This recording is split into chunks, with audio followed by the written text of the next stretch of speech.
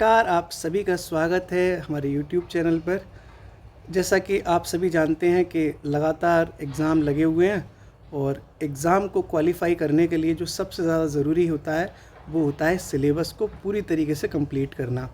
कुछ भी ऐसा ना छूट जाए जिससे प्रश्न ज़्यादा आने की संभावना हो, और उसमें सबसे ज़्यादा जो महत्वपूर्ण है वो है करंट अफेयर्स। मैंने अभी तक जितने वीडियो डाले उसमें जो सबसे ज़्यादा कमेंट आए वो आए करंट अफेयर्स को लेके। तो मैं आज अपनी वीडियो के माध्यम से आपको बताऊंगा कि करंट अफेयर्स पढ़नी कैसे चाहिए और कितना कम पढ़कर कितनी ज़्यादा हम क्वेश्चन अटेम्प्ट कर सकते हैं और अपना रोल नंबर, अपना नाम फाइनल लिस्ट में सुनिश्चित करवा सकते हैं। तो हम शुरू करते हैं करंट अफेयर्स। जितना मैंने अपने जीवन में देखा कि लोग पब्लिक सर्विस कमीशन के एग्ज़ाम को पास करने के लिए जो करंट अफेयर्स पढ़ते हैं उसमें उन्हें सबसे ज़्यादा भरोसा होता है जो आँख वाली एक मैगज़ीन आती है। उस मैगज़ीन का रियल नाम क्या है मुझे याद नहीं आ रहा, शायद उसको घटना चक्र से रिलेट करके शायद कहते हैं, दृष्टि के नाम से भी शायद आती है वो। उसमें एक आँख छपी होती है, मुझे इतना पता है। इस तरीके से आँख छपती है और ये जो मैगज़ीन है वो पेपर से, कोई भी आपका पेपर होगा, चाहे वो RO का हो या आपका PCS का हो, ये उस एग्ज़ाम से लगभग 40 दिन शायद पहले आती है या 30 दिन पहले आती है। मतलब बहुत ज़्यादा जल्दी नहीं आती, थोड़ा सा लेट आती है। तो मैंने अपना जो एक्सपीरियंस किया अपने दोस्तों के साथ कि लोग इस मैगज़ीन पर भरोसा करते हैं और ये मैगज़ीन नो डाउट बहुत अच्छी है, लेकिन दिक्कत क्या है कि बच्चे इस मैगज़ीन के भरोसे लास्ट तक रहते हैं और लास्ट में 30 दिन में या 40 दिन में कोई भी बच्चा जो तैयारी कर रहा है वो इस मैगज़ीन को पढ़ तो लेगा, लेकिन क्या, आप खुद सोचिए, लेकिन क्या वो याद कर लेगा उसको बहुत अच्छे से? क्या उसको सारे फैक्ट उसके दिमाग में एकदम एज इट इज़ आ पाएंगे? तो ये एक सोचने और समझने की बात है। मेरे विचार से आप मान के चलिए RO एग्ज़ाम की ही बात करते हैं। ये 27 जुलाई का एग्ज़ाम है, आप सभी जानते हैं। आप इसी एग्ज़ाम के लिए अभी सबसे ज़्यादा प्रेरणा में लगे हुए हैं। तो इसमें जो 140 की GS आएगी, इसमें से 30 क्वेश्चन तो कम से कम आएंगे करंट अफेयर्स के, आप सभी जानते हैं। तो इस 30 क्वेश्चन में, करंट अफेयर्स में, मेरा मानना है कि आपको कम से कम 25 क्वेश्चन करने चाहिए, नेट सही करने चाहिए। ऐसा नहीं है कि आप 30 क्वेश्चन के 300 क्वेश्चन को आप लगे हुए हो कि दुनिया में कहीं से भी कोई करंट का क्वेश्चन आ जाए मैं कर दूंगा, चाहे उसके लिए मुझे 10 मैगजीन पढ़नी पड़ जाए। ऐसी रणनीति मत बनाइए कि 1-2 क्वेश्चन को ज़्यादा करने की वजह से आप पूरे ब्रह्मांड का ज्ञान लेके बैठ जाएं। ये एक अच्छी अप्रोच नहीं होती है। अब मैं बताऊंगा मेरा जो एक्सपीरियंस है करंट अफेयर्स को टैकल करने का वो क्या है। ये सिर्फ मेरी अप्रोच है, मैं ज़रूरी नहीं है कि आप मेरी बात से सहमत हो सकता है आपकी अप्रोच मुझसे अलग हो। मेरे अनुसार करंट अफेयर्स को टैकल करने के लिए आपको पर मंथ या हफ्ते वाला, मतलब पर वीक, हफ्ते में, या तो प्रति माह या प्रति हफ्ता, सप्ताह जिसको कहते हैं, उस हिसाब से आपको करंट तैयार करनी चाहिए। एक तो इसका ये होता है कि आप हर महीने आने वाली कोई मैगज़ीन ले लो। कई सारी मैगज़ीन है, जैसे क्रॉनिकल की मैगज़ीन आती है, ठीक है, दृष्टि की मैगज़ीन आती है, घटना चक्र और घटना सार के नाम से भी मैगज़ीन आती हैं। ये मंथली मैगज़ीन है ना। और कुछ मैगज़ीन और भी हैं, जैसे संस्कृति की जो कोचिंग है उसकी भी मैगज़ीन आती है। हर कोचिंग अपनी मैगज़ीन देती ही है। मुझे मैगज़ीन्स का एक प्रतियोगिता दर्पण के नाम से भी आती है। बहुत मैगज़ीन आपके मार्केट में है, मैगज़ीन्स की कोई कमी नहीं है। एक तो आपके पास विकल्प ये है कि आप प्रति माह कोई एक मैगज़ीन जो आपको सबसे अच्छी लगती है वो सेलेक्ट कर लें और उसी मैगज़ीन को आप 2 से 3 बार पढ़ लें और उस मैगज़ीन में आए हुए सभी फैक्ट का एक अभ्यास भी कर लें। अभ्यास कैसे करेंगे आप, वो भी मैं आपको बताऊंगा थोड़ी देर में। तो एक तरीका तो दोस्तों मैगज़ीन वाला होता है। एक दोस्तों तरीका होता है वो होता है यूट्यूब का। आजकल ये बहुत ट्रेंड में है। तमाम दुनिया के जो ऑनलाइन संस्थान हैं वो अपने यूट्यूब के माध्यम से आपको करंट अफेयर्स प्रोवाइड कराते हैं। आपने देखा होगा कि आप लगातार यूट्यूब पर करंट अफेयर्स की लंबी लंबी खूब वीडियो देखते होंगे और आजकल बड़ा ट्रेंड चल गया है कि एक लास्ट में मैराथन दे देते हैं वो लोग। तो जिसको ये तरीका अच्छा लगता है वो ये तरीका भी अपना सकता है, ये एक तरीका ये भी है।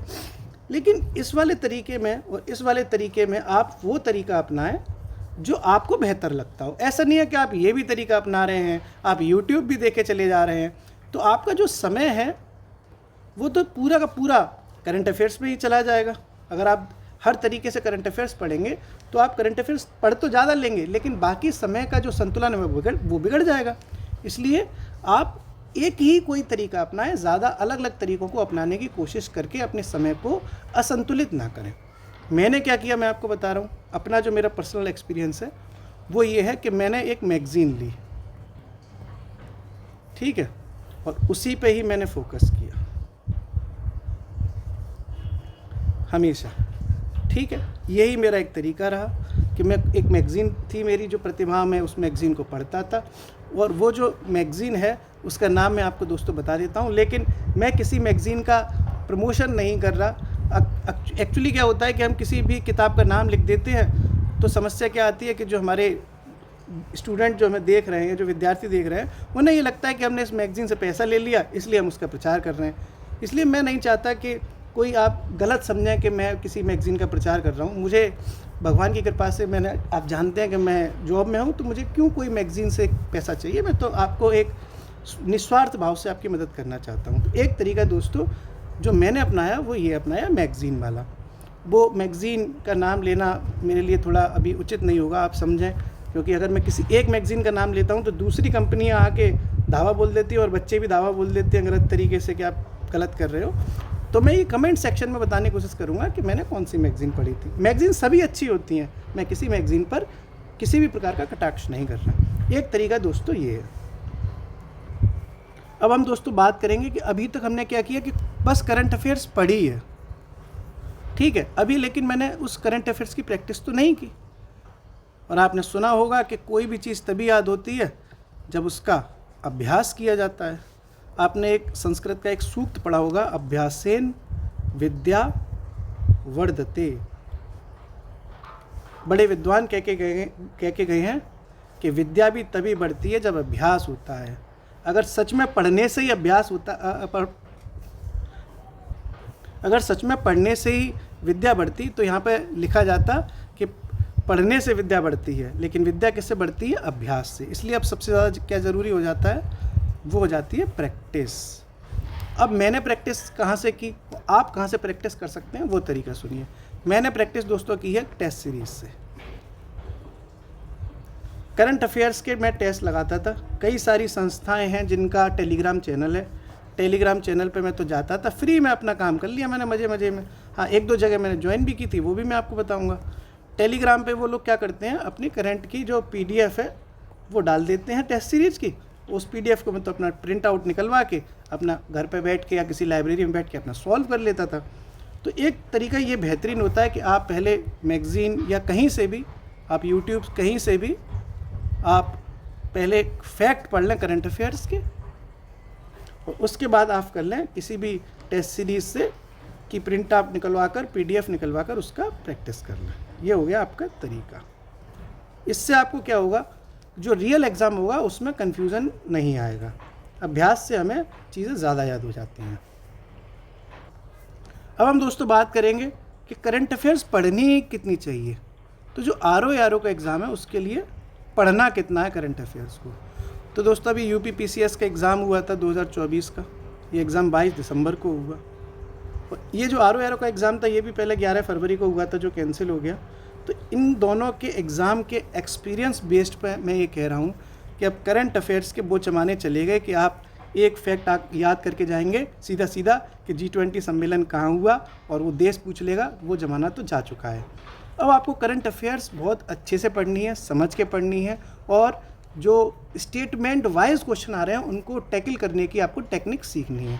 तो पहले तो मैं आपको बता दूं कि जो 27 जुलाई का एग्ज़ाम है उसके लिए आपको करंट अफेयर्स पढ़नी है पिछले, कम से कम बता रहा हूं मैं आपको, अक्टूबर से लेके इस साल के जून तक, यानी अक्टूबर 2024 से लेके जून 2025 तक। इतने महीनों की करंट अफेयर्स तो आपको ऐसे याद हो कि इधर से कोई आपसे सवाल पूछे आप उधर से तुरंत जवाब दे दो। आपको किसी ऑप्शन की ज़रूरत ना पड़े, इतनी अच्छी करंट अफेयर्स आपकी तैयार होनी चाहिए। अब दोस्तों क्या है कि कई लोग सभी फैक्ट्स याद करने की कोशिश करते हैं, कुछ भी हुआ वो भी याद कर लो, ये भी याद कर लो, ये भी याद कर लो, ये भी याद कर लो। वो इतना याद करना ज़रूरी नहीं है। तो फिर ज़रूरी क्या है? ज़रूरी है सिर्फ उतना याद करना जितना एग्ज़ाम के लिए ज़रूरी है। आपको इतना याद नहीं करना है कि आपको विद्वान बन जाओ। आपको सिर्फ इतना याद करना है कि आपकी नौकरी लग जाए। दिल्ली, लखनऊ, इलाहाबाद, आगरा में कई विद्वान घूम रहे हैं जिनके दिमाग में ज्ञान का अथाह भंडार है, लेकिन वो अपना जो ज्ञान है वो OMR पे नहीं ला पाते। आपको अपना ज्ञान सिर्फ दिमाग में भंडारा बना के नहीं रखना है, आपको अपना ज्ञान OMR पे लेके आना है।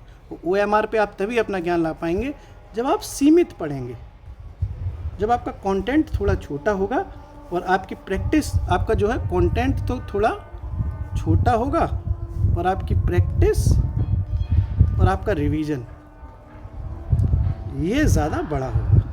तब आप आएंगे नौकरी में, क्योंकि नौकरी लेने का तरीका यही है, कम पढ़ो, ज़्यादा रिवीजन करो।